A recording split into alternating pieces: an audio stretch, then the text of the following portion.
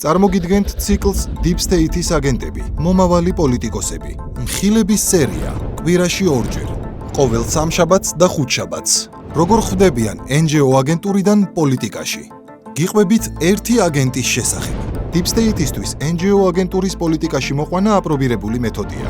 სქემა ასეთია: ჯერ ხდება გადაბირება და ხდებიან აგენტები. შემდეგ დაფინანსება, ანუ წახალისება უპირობო მორჩილებისთვის და ბოლოს გამორჩეული აგენტურის პოლიტიკაში გადამისამართება. პოლიტიკისთვის გამზადებული აგენტები. ეპიზოდი მე-5. კორნელი კაკაჩია, NGO-შნიკი, ფინანსდებოდა სოროსის ფონდის, ტრამპის მიერ Deep State-ის ინსტრუმენტად გამოცხადებული USAID-ისა და NED-ის მიერ.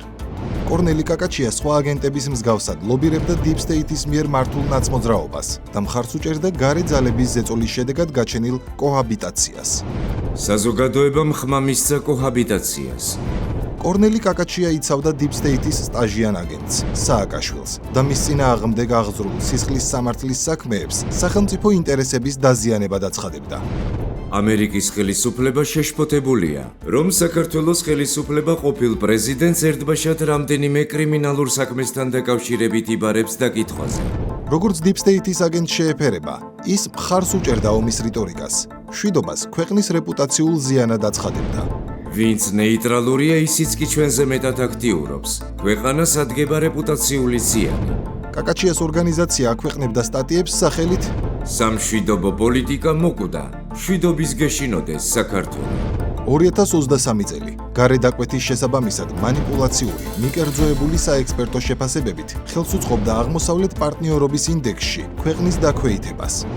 მიზანი საქართველოს არ მიეღო კანდიდატის სტატუსი. უცხოური ფულის სანაცვლოდ კორნელი კაკაჩია ებრძვის საქართველოს სუვერენიტეტს. ეწინააღმდეგება გამჭვირვალობის კანონს. კორნელი კაკაჩია მხარს უჭერს ძალადობრივ აქციებს და მოძალადეებს მშვიდობიანად მოიხსენიებს. გულწრფელი და მშვიდობიანი პროტესტის უხეში ძალის გამოყენების გზით ჩახშობა ხდება სპეციალური დანიშნულების რაზმების გამოყენებით. ვიცნობდეთ პოლიტიკაში მომავალ Deep State-ის აგენტებს.